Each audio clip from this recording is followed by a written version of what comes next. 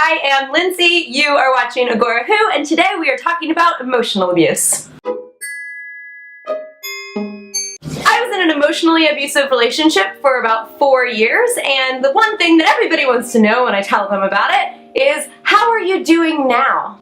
No, I'm kidding.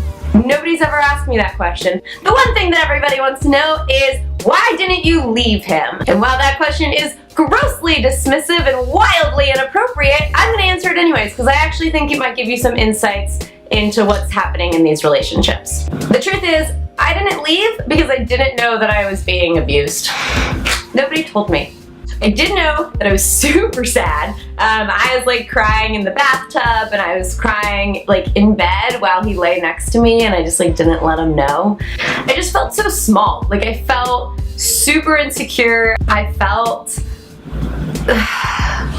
defeated a lot, and I felt angry, and I felt stuck and alone.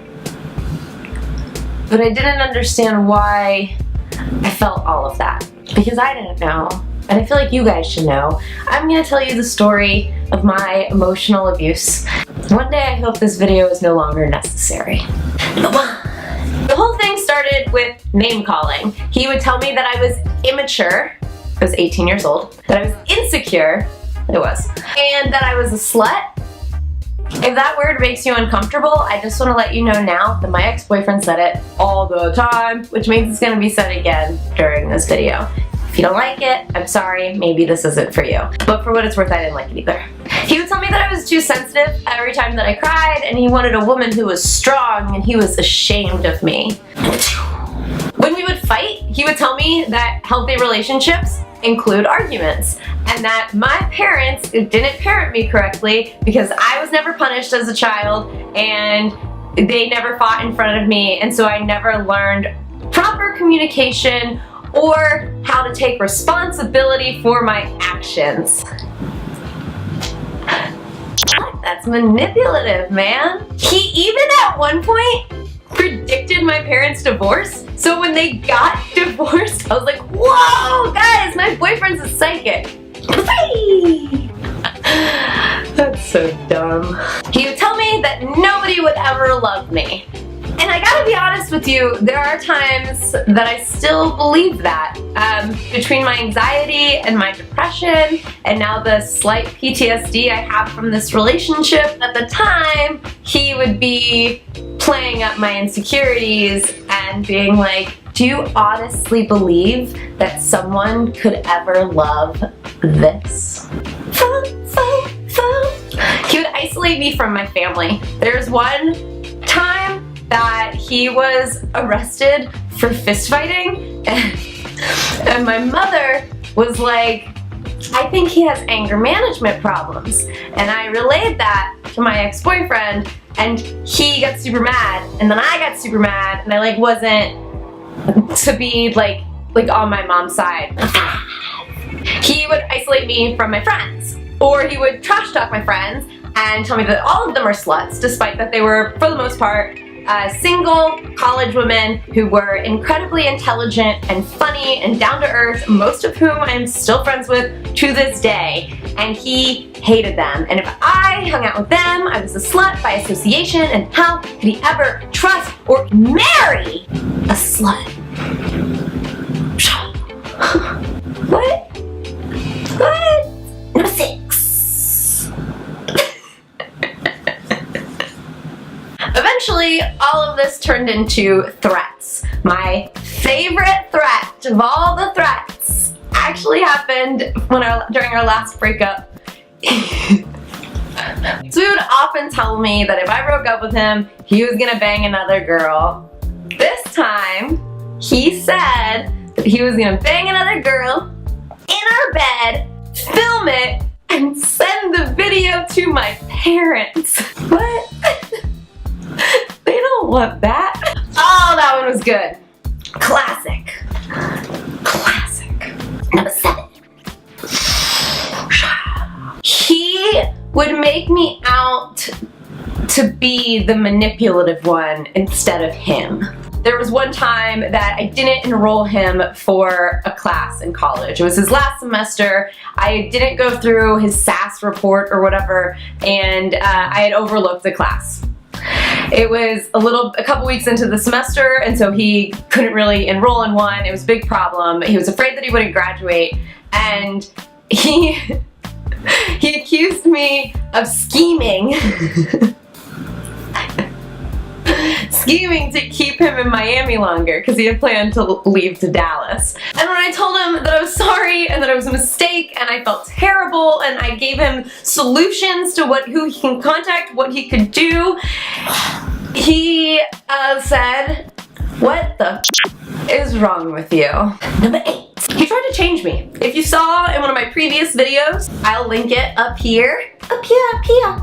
He basically told me that when I was in his company and around his friends or his family, I was to behave the way he would like me to behave. That my opinions were to be his opinions, and that my interests were to be his interests, or the other way around. We had the same interests and opinions. And we didn't have the same interests and opinions at all. At all. So while all of this might sound slightly abusive to some of you, or if not abusive, just totally ridiculous, and you're still like, I don't understand why she stayed, I'm gonna go even further and tell you. Number 1, I loved him. Number 2, I was scared. I didn't have anywhere else to go. We lived together. I had built a life around him, and I didn't want to be alone. I didn't know how to be alone as an adult, and that's a fear that I think a lot of people can relate to. On top of that, I was afraid of his wrath. I was afraid of what he would do. Anytime that I got upset at him, he would threaten me, and more than a couple times, he put his hands on me. So I didn't want to see the worst of it. Number 3, I believed him. All of this was pretty successful. I really thought that I was terrible and nobody would ever love me, and that he was a good man, and that everything that he did was for my own good. And number 4, and probably the most important, I didn't know how a woman was supposed to be treated. I don't think anybody told him either. Why I stayed doesn't matter, because hear me out, guys. Men, women, and non-binary folks should not abuse people. Period. I'm really getting tired of victims being blamed for things inflicted upon them. Pop quiz. Who is to blame for my abuse? Me, the victim, or him, the abuser? And now I would like you all to come together for a little story time. I'm going to tell you about breakup week. The best week of my entire life. 10 out of 10, 2 very enthusiastic thumbs up. Love breakup week. My ex-boyfriend goes out of town for the weekend, and on Saturday night, I went out with one of my very best friends in the entire world to a nightclub on South Beach called Mokai. It was back in the day when like Paloma and them were all there and throwing parties. That was just like a little like shout out to my Miami peeps. We knew one of the DJs that was there that night, and so we went into the DJ booth and like we took a picture with him, and my ex-boyfriend saw it and was so upset. He was like, "You're out too late, like only sluts stay out this late." So I got mad. We're going to another club. So we went to Arcadia back in the day when Arcadia was still open, and hung out with a couple of my friends there and drank our faces off. The next morning I wake up, I was invited to a pool party. I didn't go to the pool party, and instead I cleaned the apartment and I picked up subs from our favorite Italian sub place, and I did all of our laundry. And if you know me, you know I hate cleaning. Always, 100% of the time. My ex-boyfriend gets home, he's eating his sub, he's got his feet on freshly cleaned sheets, and he goes, "You didn't return the Blockbuster video." Comment below if you're too young to know what a Blockbuster video is. So he tells me that I'm too irresponsible, and how could he marry somebody who doesn't do the things that he asks in like a timely manner.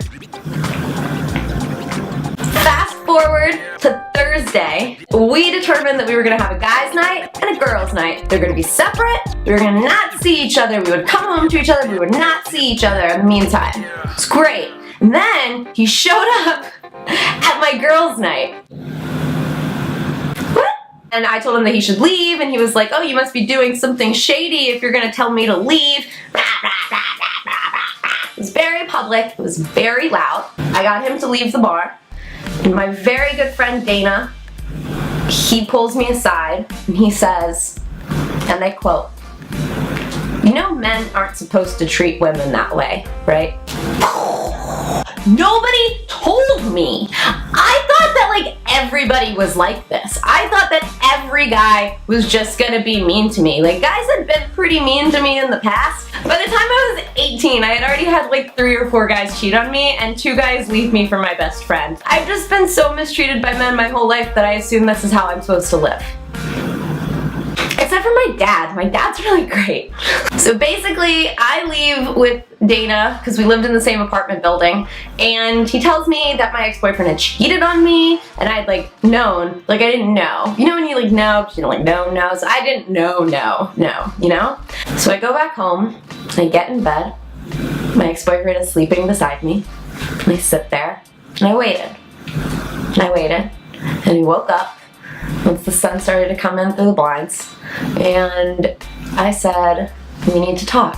And I tell him that I don't like the way that he's treating me, and I think he's mean to me, and he was mean to me.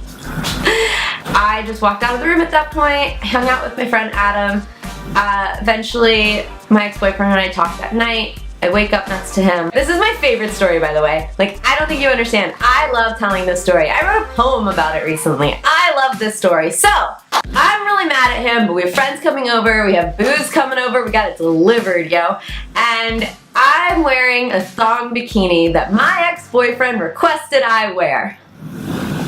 So we start drinking, a bunch of our friends are coming over, and then we go to the Fontainebleau, and we're drinking champagne, and I'm dancing in my little bathing suit, and my ex-boyfriend is pissed because everybody's looking, or something. I don't really know, nor do I care, but he is upset, and apparently I'm slutty. He tells me that I have to leave with him, and if I don't leave with him, then we are through, and he is banging a girl in our bed tonight. And I said, well, don't let me get in your way. And I walked away from him, rejoined my friends. He texts me and says, we're over. And I stand on the couch, throw my arms in the air, and say, I'm single, bitches. I'm just so like proud of myself. You know, I went through so much. I'm like, that was like such a good moment. No, we definitely like came together and fell apart again a few times over the course of like the next year. It wasn't the cleanest breakup that I've ever been through. For whatever it's worth, I made out with somebody in the taxi on the drive home.